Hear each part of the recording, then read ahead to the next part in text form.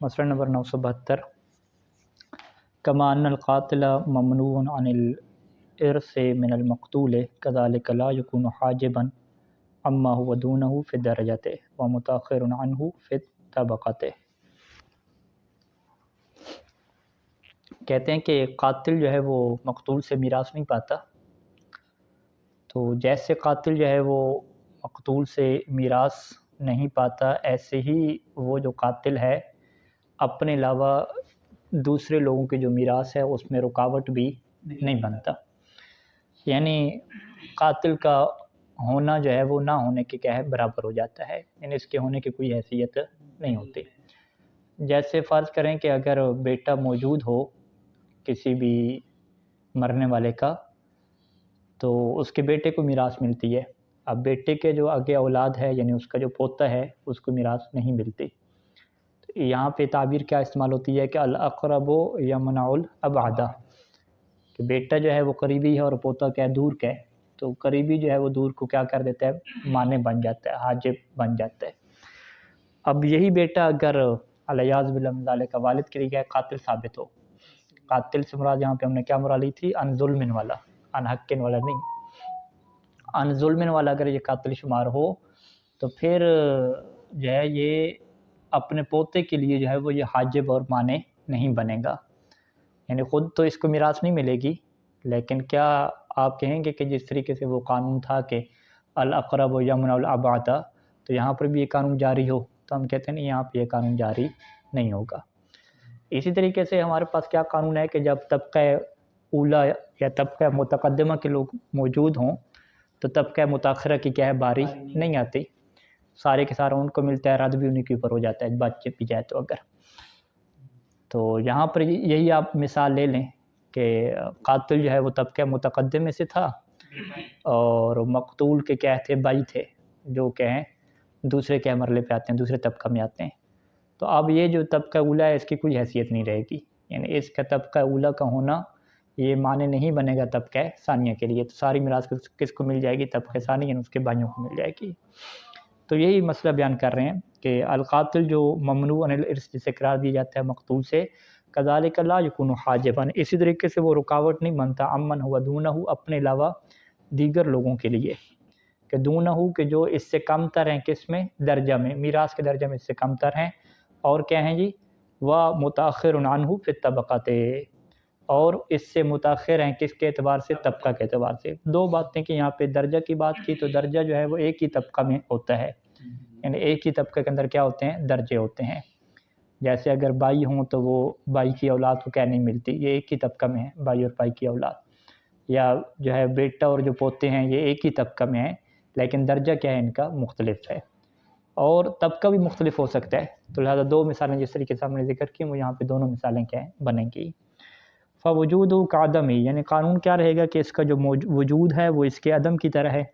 اب مثال درجہ کی پہلی لے لیں کہ فلو قاتل شخص اباہ، ایک بندے نے اپنے والد کو قتل کیا، وکان لہ ابن، اور اس قاتل کا کیا ہے ایک بیٹا ہے، مقتول کا بیٹا ہے نہیں قاتل کا،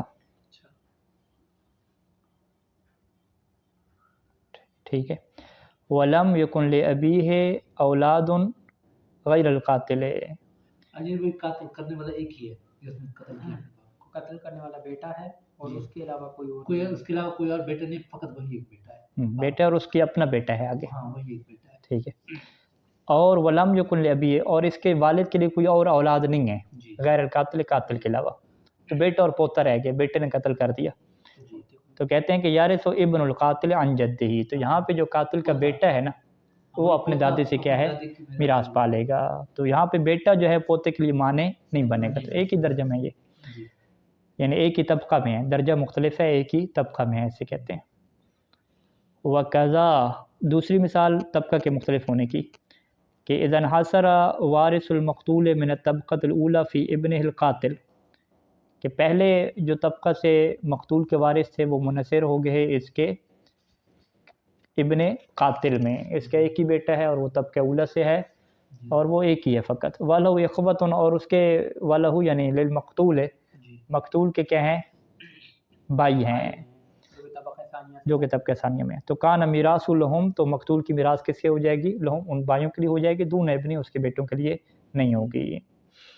بل لو لم یکن لہ وارث الا الامام علیہ السلام، اور اگر صورتحال یہ ہو کہ اس کے بیٹے نے قتل کیا، کوئی بھائی وغیرہ اور کچھ بھی نہیں ہے، اس کے دادا وغیرہ کوئی وارث نہیں ہے سوائے امام علیہ السلام کے، تو پھر وارث ہو تو امام وارث بنے گا، یہ بیٹا کیا ہے جو قاتل ہے یہ وارث نہیں بنے گا، قانون بن گیا کہ جو قاتل ہوگا وہ کیا ہوگا؟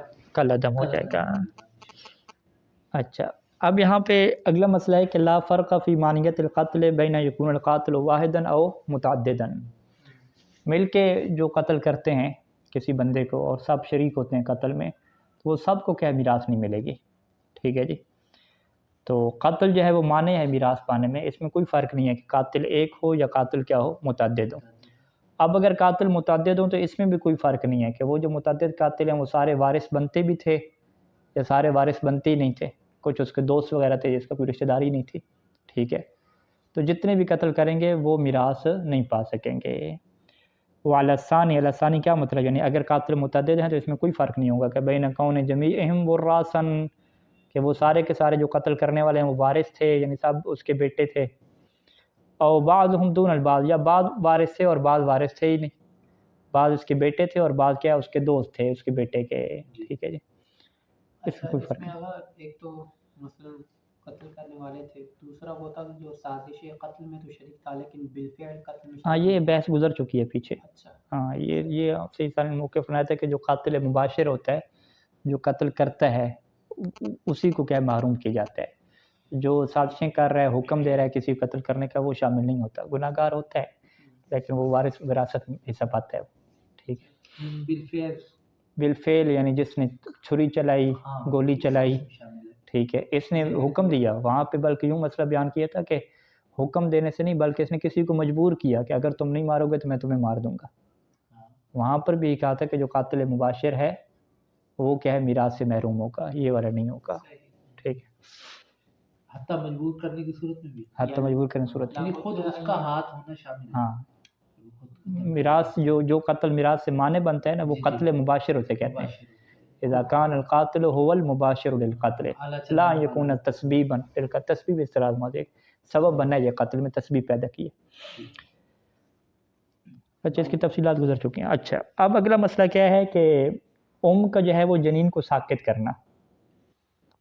اذا اسقطت الام جنینہ، اپنے حمل کو جو ہے وہ ساکت کر دیتی ہیں، جیسے ہم کیا کہتے ہیں، حمل کو گرا دینا. ٹھیک ہے، ایبورشن کروا دینا، تو یہ بھی قتل کے حکم میں آتا ہے. ٹھیک ہے، اور اس میں اب دو طرح کے آپشن ہوتے ہیں کہ ایک دفعہ تو جو ہے وہ ڈاکٹر جو ہے اس کو ضائع کرتا ہے، کس کے کہنے پہ؟ ان کے کہنے پہ. یہ خود ڈیمانڈ کرتے ہیں کہ تم ضائع کرو، تو اس وقت قاتل کون کہلائے گا؟ قاتل مباشر، وہ ڈاکٹر کہلائے گا. تو ڈاکٹر کے اوپر کیا ہے؟ دیت آئے گی. اور اگر ڈاکٹر کیا ہے وہ اس کا کوئی وارث بنتا ہے اس کا پہلے سے، تو وہ اب قتل کی وجہ سے وہ کیا ہے اس جنین سے وراثت کیا نہیں پا سکے گا. ٹھیک ہے، اگر فرض کریں جنین کی پراپرٹی وغیرہ کوئی رکھی ہے، کوئی معین ہے اس طریقے سے. تو یہاں پہ وراثت کی بجائے ایک اور مسئلہ آتا ہے. وراثت عام طور پہ نہیں ہوتی، جنین کے لیے ہوتی نہیں ہے، دنیا میں نہیں آیا وراثت کیا ہوگی اس کے لیے. وراثت کا موضوع نہیں ہوتا یہاں پہ. دیت کا کیا موضوع ہوتا ہے؟ دیت میں کیا ہوتا ہے کہ مقتول کو جو دیت ملتی ہے، اب وہ تو مر چکا ہے، تو جو اس کے قصاص اس سے نہیں لیا گیا، اس قصاص کے بدلے میں دیت ہے، تو جنین کا کیا ہے قصاص نہیں ہوتا، اس کی دیت ہوتی ہے. تو وہ جو دیت ہوگی جو قاتل ادا کرے گا، تو اب وہ جو مقتول ہے، جو بچہ قتل ہوا ہے، جنین یعنی سکت ہوا ہے، اس کے وارثوں کو کیا ہے وہ دیت ملتی ہے. ٹھیک ہے، اور اس کے وارثوں میں سے اگر ماں نے خود سکت کیا ہے، یعنی ماں نے خود گولی وغیرہ کھائی، ایسی چیز کھائی، تو اب اس کے وارثوں میں سے ایک ہی بچے گا جو اس کا والد ہے. ٹھیک ہے، والد طبقے اولی میں ہے. ٹھیک ہے، باقی بھائی وغیرہ تو کیا ہے دوسرے طبقے میں ہے نا اس بچے کے. تو والد کو کیا ہے، والدہ کی ذمہ کیا ہوگا کہ والد کو کیا دے؟ دیت دے. ٹھیک ہے، اور اگر ڈاکٹر نے کیا ہے بچے کو ساکت کیا، تو ڈاکٹر کیا ہے دیت دے گا. اب یہاں پہ بچے کے وارث کون بنیں گے؟ اس کی ماں اور باپ دونوں یعنی بن جائیں گے، والدین، کیونکہ وہی پہلے طبقے میں ہیں، بھائی وغیرہ تو نہیں ہوں گے یہاں پہ. تو اب یہ دیت کس کو دینی پڑے گی؟ اس کو مقتول کی دیت جو ہے وہ والدہ اور اس کے والد کو دے گا. تو یہاں پہ دیت میں میراث پانے کا کیا مسئلہ آئے گا؟ تو دیت میں میراث پانے کا یوں مسئلہ ہوگا کہ اگر جو ہے وہ والدہ جو ہے وہ سکت کرتی ہے، کیونکہ والدہ کیا ہے پہلے طبقہ میں ہے نا، والدہ خود جو ہے وہ اپنے بچے کو جو ہے وہ ابورٹ کرتی ہے اور گرا دیتی ہے، یعنی والدہ کیا بن گئی، قاتل بن گئی. تو اب والدہ جو ہے جو دیت دینی ہے والدہ نے، والدہ کو اس کی دیت میں کیا کچھ حصہ نہیں ملے گا وراثت میں، دیت سے وراثت میں کچھ نہیں ملے گا. کیوں نہیں ملے گا؟ کیونکہ یہاں پر یہی قانون جاری ہوگا کہ قاتل جو ہے وہ میراث میں حصہ مقتول سے نہیں پاتا. دینی والدہ نے ہے تو والدہ کیا کہ مجھے تو وراثت ویسے ہی ملنی تھی تو میں اپنا حصہ کیا ہے چوتھا یا آٹھواں حصہ کٹ کر کے باقی کیا دیتی ہوں. نہیں، اس طرح نہیں ہے، وہ سارے کے سارا کیا اسے اس بچے کے کیا باپ کو دینا پڑے گا. باپ کے پاس یہ اختیار رہتا ہے کہ دیت کو معاف کر دے، ٹھیک ہے، جس طریقے سے باقی کیا ہے وارثوں کے پاس یہ اختیار رہتا ہے. معافی کا آپشن تو رہتی ہے، یہ والد کا حق ہے کہ وہ معاف کر سکتے ہیں. ہاں کر سکتے ہیں، ہاں معاف نہ بھی کرے تو وہ لے سکتے ہیں. کیا دیت کی تقسیم کی وہی طریقہ کار ہے جو وراثت کا؟ ہاں بالکل ایسی ہے کہ دیت کی تقسیم کا وہی طریقہ کار ہے جو وراثت کے قوانین میں ہے. بالکل ایسی ہے، ایسی. اسی طرح سے بیوی جو ہے وہ 8واں حصہ پائے گی. ہاں یہ سارا وہی قانون، ساری دیت اس سے مراد ساری دیت. بالکل، یعنی دیت کو ایسی تقسیم کرنا ہے جیسے وراثت کو تقسیم کرنا ہے، یعنی وہ آگے طریقے انشاءاللہ بیان کریں گے تفصیل سے. اس میں فقط ایک استثناء ہے جو روایات میں آیا ہے، اس کو بھی کیا بیان کریں گے. اذا اسقطت الام جنینہا، اگر ماں جو ہے وہ اپنے جنین کو، یعنی جو پیٹ میں اس کے بچہ ہے اسے جنین کہتے ہیں، اسے ساقط کرتی ہے تو کانت علیہ دیتہ لابیہ، تو یہاں پہ والدہ کے اوپر کیا آتی ہے کہ دیتہ، اس جنین کی دیت دے، کس کو دے؟ لابیہ، اس کے باپ کو. باپ کو بات کیوں کر رہے ہیں؟ کیونکہ وہی اس کا وارث ہے نا. او غیر من ورثتہ، یا باپ کے علاوہ جو دیگر اس کے وارث ہیں، یعنی اگر فرض کریں باپ اس کا موجود نہیں ہے، فوت ہو گیا ہے، تو دیگر اس کے جو وارث ہوں گے، اس کے بھائی وغیرہ دوسرے طبقے والے میں آ جائیں گے، ان کو کیا دے گی. وَإِذَا كَانَ الْأَبُّ هُوَ الْجَانِي، ٹھیک ہے، اگر اب کیا ہو وہی جانی ہو، ٹھیک ہے، یہ عربی والا جانی ہے، عربی والا جانی قاتل کو کہتے ہیں، ٹھیک ہے، مارنے والا، ٹھیک ہے. یعنی باپ نے کیا ہے، اس نے جو ہے وہ بچے کو کیا مار دیا ہے، ٹھیک ہے. وہ باپ نے کیسے مارا ہے؟ یا تو باپ کو ڈاکٹر تھا اس طریقے سے مارا ہے، یا جو ہے وہ ڈاکٹر نہیں تھا تو ظالم تھا، اس نے ظلم کیا، ٹھیک ہے، بیوی کو مارا اور حمل ساقط کر دیا. اب جو ہے وہ باپ نے دیت دینی ہے تو باپ کی دیت کس کی جائے گی؟ لأمہ، جو بچے کی ماں ہے اس کو جو ہے وہ جائے گی. یہاں پہ باقی وارثوں کی کیوں نہیں بات کی، او کیوں نہیں لگایا؟ کیونکہ ماں جو ہے وہ پہلے طبقے میں موجود ہے تو باقی وارثوں کی باری نہیں آئے گی، ٹھیک ہے. اب یہاں پہ بھی جو ہے وہ باپ کو جو ہے وہ اس دیت میں سے کچھ وراثت نہیں ملے گی، کٹ وہ نہیں کر سکتا، ساری ساری دینے پڑے گی. وسیاتی مقدار دیت حسب مراتب الحمل، اور حمل کے مراتب کے اعتبار سے کہ وہ پہلے مہینے کیا ہے، چوتھے مہینے کیا ہے، روح آ چکی ہے نہیں آ چکی، یہ کتاب الدیات میں کیا ہے اس کی مقدار آئے گی انشاءاللہ تعالی. لیکن منہاج میں یہاں پہ کتاب الدیت انہوں نے شامل نہیں کی، جیسے کتاب الجہاد شامل نہیں کی. تو توضیح جامع فارسی میں کیا ہے کتاب الدیات کیا انہوں نے لکھی ہے، اور جلد اول میں بھی کیا ہے یہ دیت کی مقدار کی بحث کیا ہے گزر چکی ہے وہاں پہ. الدیت فی حکم مال المقتول، اب وہ مسئلہ آ گیا کہ دیت جو ہے وہ مقتول کے مال کے حکم میں ہے. مقتول کے جیسے مال کو تقسیم کی جاتا ہے وراثت کے طور پہ، ایسی جو اس کی دیت ملتی ہے وہ بھی کیا ہے اسی کے مال کی طرح ہے. فتقضی منہا دیونہ، پس اس دیت سے جو ہے وہ ادا کی جاتے ہیں دیونہ، مقتول کے جو قرضے ہوتے ہیں پہلے نمبر پہ وہ ادا ہوتے ہیں. وتخرج منہا وصایاہ اولا، اور قبل الارث، اور پھر میراث تقسیم کرنے سے پہلے اس کی جو وصیتیں ہوتی ہیں تو ان وصیتوں کو کیا نکالا جاتا ہے، اس کے 1/3 سے، ہاں 1/3، 1/3 میں وصیت 1/3 میں نافذ ہوتی ہے، کتاب الوصیت میں گزر چکی ہے. یعنی دیت کو مکمل ملائیں گے مال کے ساتھ، پھر 1/3 میں وہاں سے کریں گے، یا دیت ہی میں 1/3؟ نہیں ٹوٹل مال کے ساتھ، پورے مال کا ہر مال سے 1/3 آئے گا. دیت کو ملا دیں گے، یعنی زمین ہے، پیسہ ہے، مویشی ہیں، ہر مال سے کیا ہے 1/3 نکلے گا، ٹھیک ہے، اگر اس نے معین نہیں کیا ہوا. اگر اس نے معین کیا ہوا ہے کہ یہ گاڑی، یہ پلاٹ، یہ پیسہ، پھر اسی میں یا یہ پیسہ میرا دینا ہے تو پھر اسی پیسے میں سے کیا 1/3 ہوگا. یعنی علیحدہ مال سے، یعنی گاڑی ہے فرض کیا، وصیت کی بات ہو رہی ہے، وصیت ہے، وصیت اس نے کی تھی کہ میری جو گاڑی ہے میرے مرنے کے بعد جو ہے وہ ایک برادر کو دے دیں، ٹھیک ہے. تو اب وہ مر گیا تو ہم گاڑی پوری نہیں دیں گے، ہم یہ دیکھیں گے کہ گاڑی کیا اس کے مال کا تیسرا حصہ بنتی ہے یا نہیں بنتی. اگر مال کا تیسرا حصہ اس سے کم بنتی ہے پھر تو ساری دے دیں گے، تو کرنا پھر ہم کہیں گے بھی گاڑی کی قیمت میں تم شریک ہو گئے ہو ہمارے ساتھ، وارثوں کے ساتھ. پھر وہاں پہ کتاب و شرکت آئے گی، پھر مال میں بندہ شریک ہوتا ہے تو اس کو تقسیم کیسے کیا جاتا ہے، تقسیم کریں گے تو گاڑی ٹوٹ نہیں سکتی، پھر قسمت کون سی یہ ہوگی، قسمت کی ساری اقسام کی ساری منہاج ثانی کی کیا بحث ہے یہاں. ثم یوزع الباقی، یعنی وصیتیں نکالنے کے بعد، ثلث کی جو وصیتیں ہیں وہ نکالنے کے بعد جو باقی ہے وہ اس کے وارثوں کے اوپر کیا تقسیم ہوگا، کسائر الاموال، جیسا کہ اس کے دیگر اموال ہیں. ولا فرق فی ذلک بین کون قتل خطأ محضا، اس میں کوئی فرق نہیں ہے کہ قتل جو ہے وہ خطأ محض ہو یا شبہ عمد ہو یا عمد محض ہو. اس کی وہ تفصیل اوپر گزر چکی تھی، عمد محض اور شبہ عمد میں کیا فرق ہے. خطأ محض میں خاتون کو پتہ ہی نہیں چلا، اس نے کوئی ایسی چیز کھائی اور بچہ کیا ساکت ہو گیا، تو یہ خطأ محض کے قتل آتے ہیں. شبہ عمد کیا مطلب ہے کہ اس نے باقاعدہ گولی وغیرہ ایسی کھائی ہے اور اسے پتہ بھی تھا، کچھ شک تھا، یقین نہیں تھا، ہو سکتا ہے ایسے کچھ، تو وہ شبہ عمد میں آئے گا. عمد محض کیا ہے، وہ تو جان بوجھ کے پتہ ہے کہ یہ سکت کرے گی پھر بھی کھائی. اچھا جی، فأخذت الدیۃ صلحا، یعنی اس میں کوئی فرق نہیں ہے کہ قتل خطأ محض ہو، شبہ عمد ہو یا عمد محض ہو. اب کیا ہوتا ہے کہ قتل تو ہو گیا، قتل ہونے کے بعد اگر دیت کو لیا جاتا ہے وارثوں کی طرف سے، فأخذت الدیۃ، اب کیا ہے دیت کو لیا جاتا ہے، کیوں لیا جاتا ہے، صلحا، یا تو انہوں نے اپنے صلح کی، مصالحت کی اور اتنے پیسے پہ راضی ہوئے کہ بھی اتنا پیسہ دیں گے تو ہم کیا راضی ہوں گے. او لتعذر القصاص، یا وہ قصاص کرنا چاہ رہے تھے لیکن قصاص کیا متعذر تھا یہاں پہ، ٹھیک ہے، وہ کیونکہ موت جانی مر گیا بیچارہ، ٹھیک ہے، جانی کیا قاتل ہے کہ قاتل ہی مر چکا ہے، ٹھیک ہے، اس کو قصاص کیسے کریں گے، پہلے ہی مر گیا جانی. او فرار ہے، یا وہ فرار کر گیا. اور نہ میں اس طرح کے حالات ایسے بنے کہ اسے مار نہیں سکتے، بڑی آسامی ہے، اسے ماریں گے تو اور پھنسیں گے. تو اب انہوں نے کیا کیا، دیت کے اوپر کیا اکتفا کیا، دیت لے لی گئی.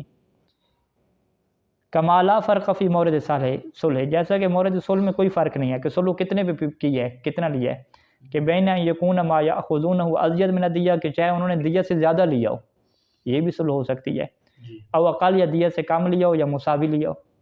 ٹھیک ہے، بندے کو قصاص اگر نہیں کرنا تو ہم کیا اتنا زیادہ پیسہ لیں گے، ٹھیک ہے. وہکذا لا فرق، اسی طریقے سے کوئی فرق نہیں ہے کہ بین یکون الماخوذ من اصناف دیت من غیرها، کہ جو لیا گیا ہے وہ دیت کی اصناف میں شمار ہوتا ہو یا دیت کے اصناف میں شمار نہ ہوتے ہیں، دیت کے طور پہ دی جاتی ہیں، اونٹ جانور وغیرہ یہ چیزیں، یا اس کے اصناف میں نہ ہو. ویارث الدیۃ، دیت کا وارث کون بنے گا، ویارث الدیۃ کل وارث، ہر وارث کیا ہے دیت کا وارث بنتا ہے. سواء اکان میراث بالنسب او ام السبب، چاہے اس وارث کی جو میراث ہے وہ نسب کی وجہ سے ثابت ہوتی ہو یا سبب کی وجہ سے. حتی الزوجین، حتیٰ کہ جو میاں بیوی ہیں ان کی آپس میں میراث کیا ہوتی ہے، سبب کی وجہ سے ہوتی ہے. تو یہاں پر بھی کیا ہے، یہ وارث کیا ہے بنیں گے دیت میں. حتی الزوجین فی القتل العمدی، حتیٰ کہ قتل عمدی میں جو میاں بیوی ہیں وہ بھی کیا بنیں گے، وارث بنیں گے. یعنی کیسے اس کی مثال بنے گی کہ جس مقتول کو قتل کیا اس کی بیوی کی باعث ہوگی نا، یعنی جو بندہ قتل کیا ہے قاتل نے، تو اب مقتول کی کیا ہے جی، ایک بیوی ہے اور ایک بچہ ہے، ٹھیک ہے. اب جو اس کا مقتول کا وارث ہے اسے شریعت نے کہا ہے کہ اس کا جو وارث ہے نا، کون سا وارث، بیوی بھی وارث ہے لیکن بیوی جو ہے وہ مال میں وارث ہے. جو حق کے قصاص میں وارث ہے وہ فقط نسبی رشتہ دار ہوتے ہیں، ٹھیک ہے، طبقات کے اعتبار سے. یعنی شریعت کیا کہے گی کہ اس بچے کا جو کیا نام ہے، مقتول کا جو بچہ ہے یہ قصاص کا کیا وارث ہے، بیوی قصاص کی وارث نہیں ہے. جب بیوی قصاص کی وارث نہیں ہے تو کیا وہ دیت کی وارث بنے گی یا نہیں بنے گی، کہتے ہیں دیت کے بنے گی، ٹھیک ہے. تو اس میں یہ لازمہ نہیں ہے کہ جو قصاص کا وارث نہیں بنتا وہ کیا ہے دیت کا وارث نہ بنے، ایسا نہیں ہے. یعنی حتی الزوجین، زوجین میاں بیوی، ٹھیک ہے، خاتون کو مارا تو اس کے شوہر کی بات ہوگی، ٹھیک ہے، شوہر کو مارا تو اس کی بیوی کی بات ہوگی. وَإِن لَمْ يَكُنْ لَهُمَا حَقُّ الْقِصَاص، اگرچہ زوجین کو جو ہے وہ حق قصاص حاصل نہیں ہوتا مقتول کی نسبت سے، لیکن اذا وقع صلح والتراضی بالدیت، لیکن اگر صلح واقع ہو جاتی ہے اور دیت کے اوپر فریقین راضی ہو جاتے ہیں تو وارثا نصیبہما منہا، تو یہ زوجین کا اپنے حصے کے وارث بنیں گے دیت میں سے، جو ان کا حصہ ہے چوتھا آٹھواں. نام لا یرث منہا الاخ والاخت للام، اس دیت میں سے وہ وارث نہیں بنتا کہ جو ماں کی طرف سے کیا ہوتا ہے رشتہ دار ہوتا ہے.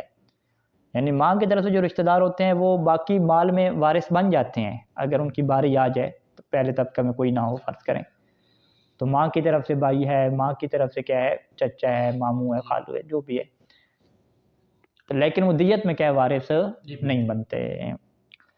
تو لہٰذا قانون کیا ہے کہ ہر وہ بندہ جو مال کا وارث بنتا ہے وہ دیت میں وارث بنتا ہے سوائے ماں کے رشتہ داروں کے.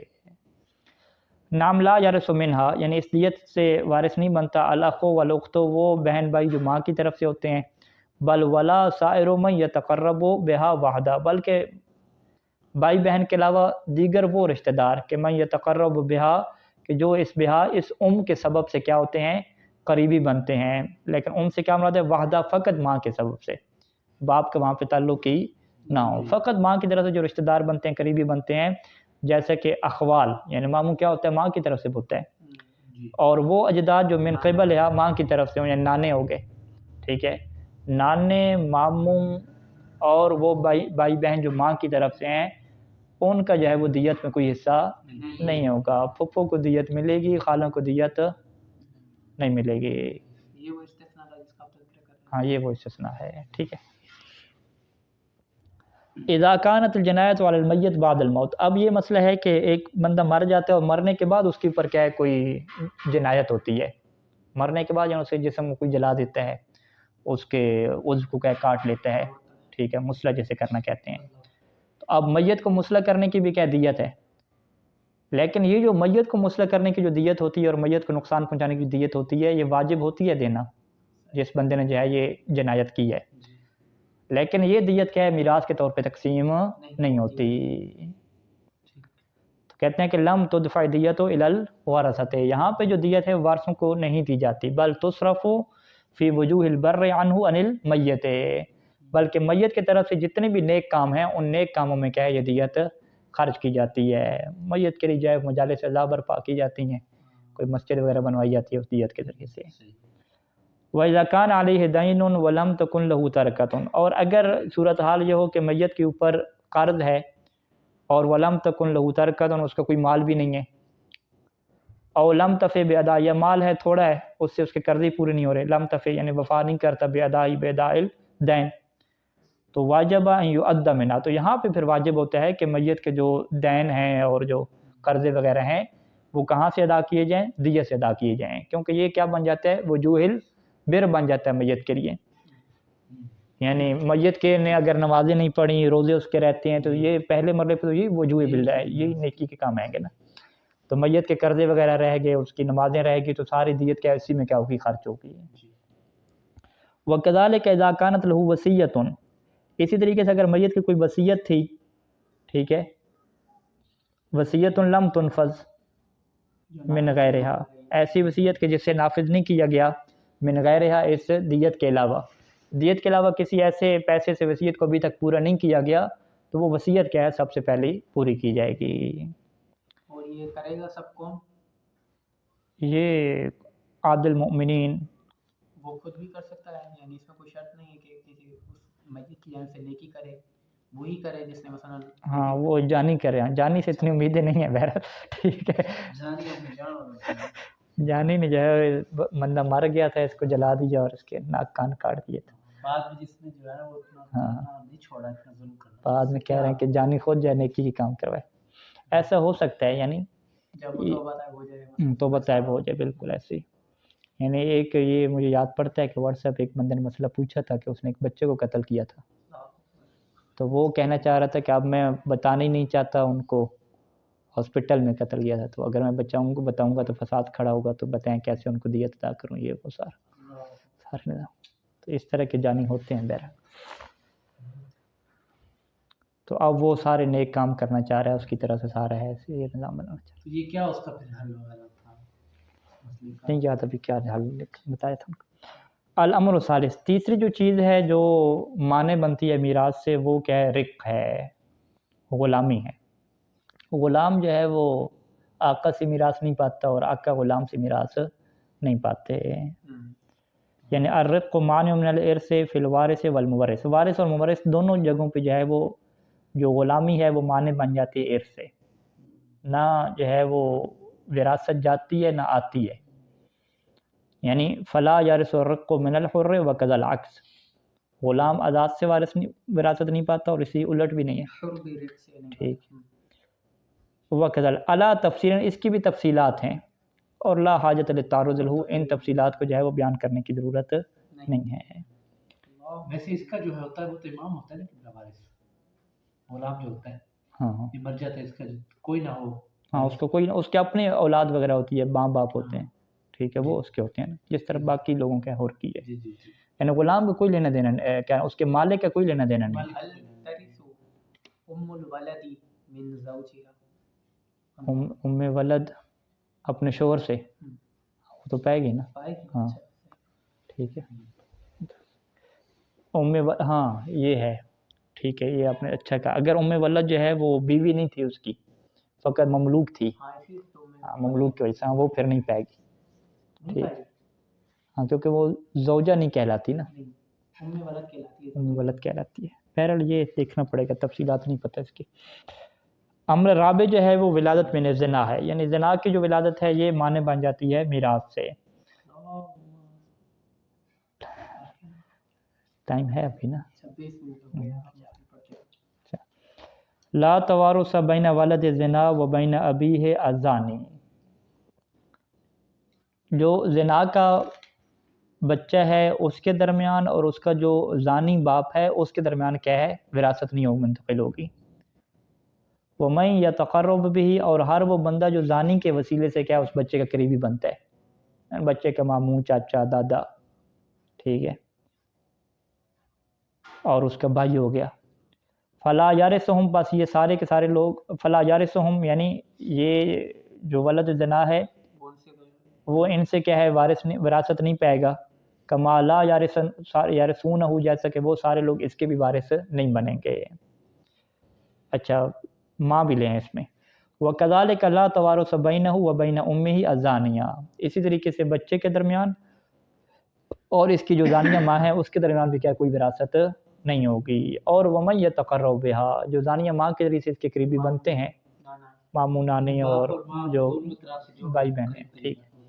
یعنی یہ ایسی ہی بندہ ہے کہ جو کیا کہتے ہیں جی، لا وارث، یعنی اس کا کوئی وارث نہیں ہے ادھر ادھر سے. اس کا سیدھا وارث کیا ہوتا ہے، امام علیہ السلام ہوتے ہیں، ٹھیک ہے. اذا کان الزنا من احد الابوین دون الاخر، اگر جو ہے وہ زنا کی صورتحال یہ ہو کہ ماں باپ میں سے ایک کی طرف سے کیا زنا ہو، دوسری کی طرف سے نہ ہو.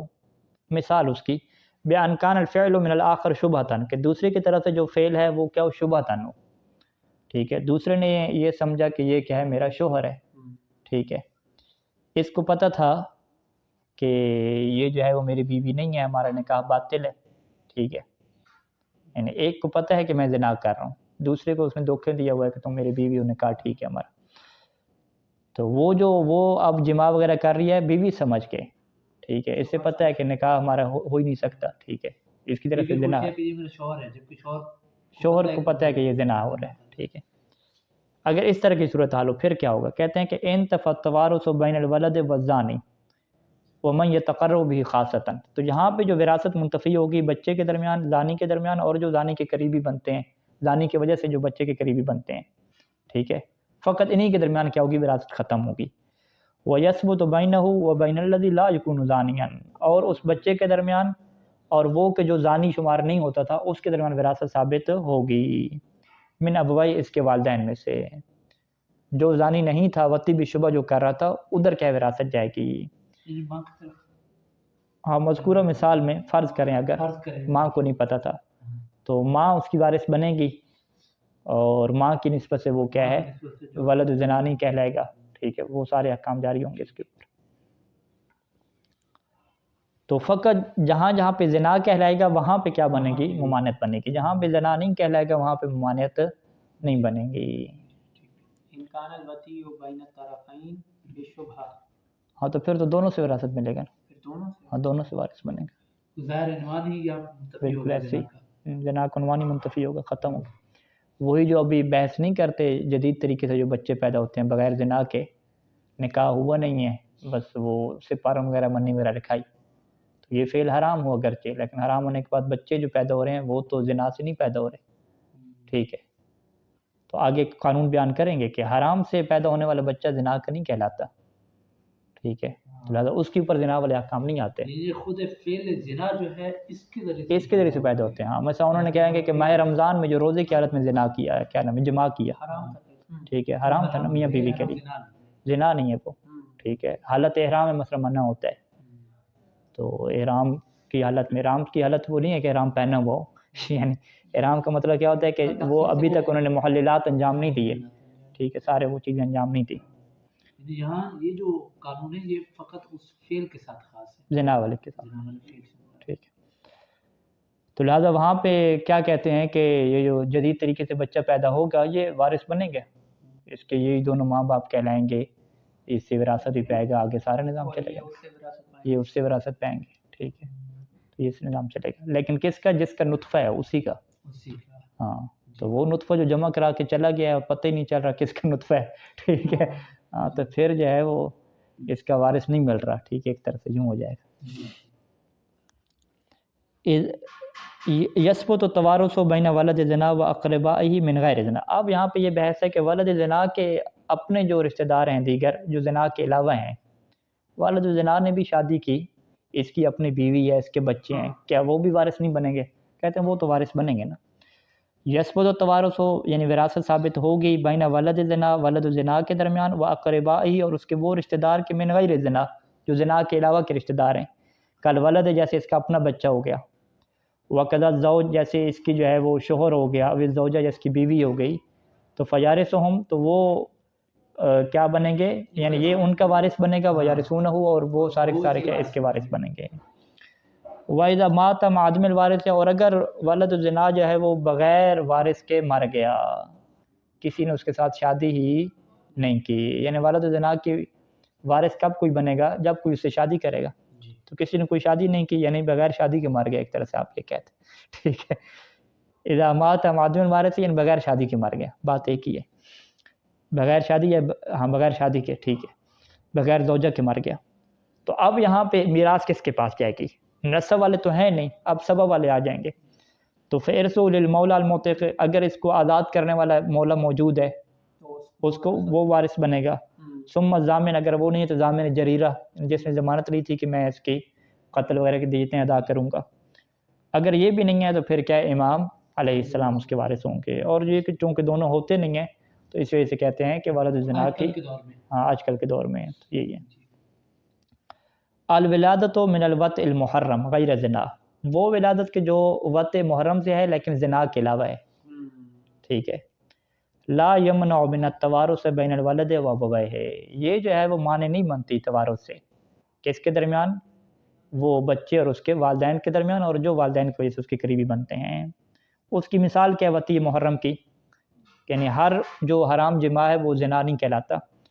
فلو وطئ الزوج زوجتہ فی حال الاحرام او فی شہر رمضان مثلا عالمین بالحال، کہ حالت احرام میں جو ہے وہ شوہر نے زوجہ کے ساتھ جماع کیا یا ماہ رمضان میں کیا اور دونوں کو پتہ بھی تھا صورت حال کا، ٹھیک ہے، یہ نہیں ہے کوئی شبہ کی وجہ سے ایسا کر دیا، پتہ بھی تھا. فعلقت منہ اب اس کی وجہ سے کیا ہو گیا جی؟ بچہ ٹھہر گیا، وہ والدت اور پیدا ہو گیا، تو ثابت التوارث بینہ و بینہما، یہاں پہ بچے اور ان دونوں کے درمیان کیا وراثت ثابت ہو جائے گی. المتولد من وطء شبہۃ کل متولد من الوطء المستحق شرعا، جو وطی بھی شبہ سے ولادت ہوتی ہے وہ ایسی ہے کہ جیسا کہ اس وطی سے ولادت ہوئی ہے کہ جو شرعی طور پہ مستحق تھا. کس بات میں ایسے ہیں؟ ایک جیسے فی ثبوت توارث بینہ، کہ خود اس وطی بھی شبہ سے جو پیدا ہوا ہے اس کے درمیان توارث ہوگا اور اس کے والدین کے درمیان، ومن یتقرب بہما اور جو اس کے والدین کی وجہ سے اس کے قریبی ہیں. وکذالک المتولد من وطء مستحق، اسی طریقے سے وہ بندہ کہ جو اس وطی سے پیدا ہوتا ہے کہ جس وطی کا استحقاق ہوتا ہے، یعنی وہ جائز ہوتی ہے لیکن کس حساب سے؟ بحسب سائر الملل والمذاہب، دیگر جو ہے وہ ملتوں اور دیگر دین کے اعتبار سے. یعنی جو فرض کریں اہل کتاب کے ہاں بھی کیا شمار ہوتا ہے؟ ولد زنا شمار نہیں ہوتا، ٹھیک ہے.